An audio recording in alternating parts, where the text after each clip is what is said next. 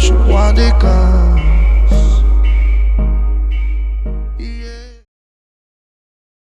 Amis turfistes, bonjour, vous êtes bien sur 100% PGN pour la sélection du samedi 22 mars et donc au programme Strasbourg, la Teste de Buch, Pont-de-Vivo. Je me suis principalement intéressé à la Teste et à Pont-de-Vivo pour cette vidéo et je vais vous proposer deux sélections dans chaque réunion.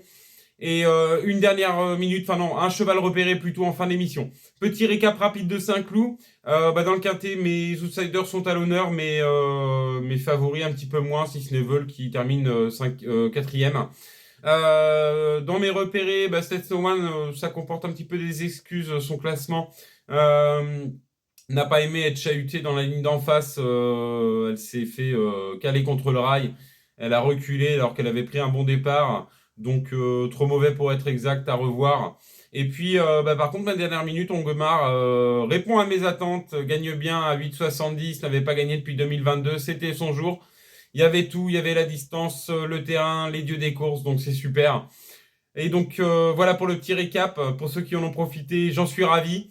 Et puis tout de suite, donc on passe à la sélection. Je me suis intéressé à la belle course à la Teste de Buch chez la Listed Race. Et puis la dernière à Pont-de-Vivo, la 8ème. Et donc la Teste de Buch, on s'intéresse à la plus belle, c'est la 5ème épreuve, c'est la deuxième étape du défi du galop, prix du bassin d'Arcachon pour tous chevaux, juments de 4 ans et au-dessus. Distance 2000 mètres, 12 partants.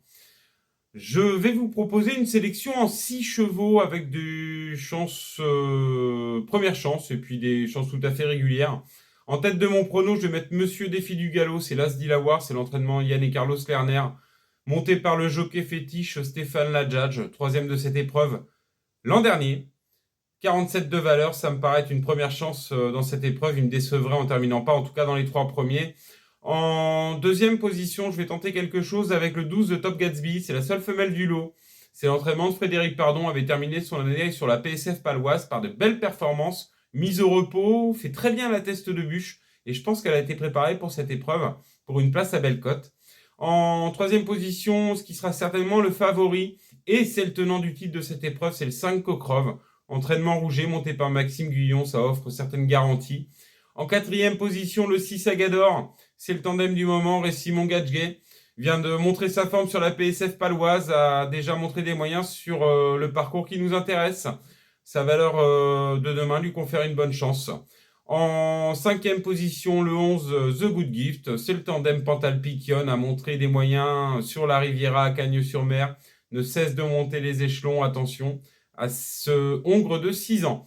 Et puis je terminerai par le 4 Morphe One, c'est l'entraînement Patrice Cotier dont je me méfie, monté par Michael Barzalona. C'est une chance tout à fait régulière en cas de défaillance des principaux chevaux cités. Donc je vous redonne mon chrono dans la liste de deuxième étape du défi du galop à la tête. Je mets en tête l'As d'Ilawar, en deuxième position The Top Gatsby, le numéro 12. En troisième position, le 5 Cocrove. En quatrième position, le 6 Agador. En cinquième position, le 11 The Good Gift. Et puis je terminerai par le 4 Morphe One en sixième position. Et donc, Pont-de-Vivo, on s'intéresse à la dernière épreuve, c'est le prix Niolon. C'est une course à conditions qualificatives. Handicap, valeur 33, plafonnée pour tous chevaux juments de 4 ans et au-dessus. Distance 2000 mètres. Ils sont 8 donc à s'aligner au départ de cette épreuve. Je vais vous proposer une sélection en 4 chevaux. Avec en tête de ma sélection le numéro 8, Queen Singer. C'est l'entraînement Philippon, monté par Anthony Crastus. Je vous l'indiquais l'autre jour à 17 contre 1. Elle était deuxième à Lyon-la-Soie. Je la trouve super bien engagée dans cette course à conditions en bas de tableau. Elle fait bien Pont-de-Vivo, première chance demain dans cette épreuve. En deuxième position, je vais vous proposer le 2 New York, New York. Sera monté par Antonio Orani, bon cinquième d'une des courses de référence à Borelli, d'ailleurs devancé ce jour par Queen Singer.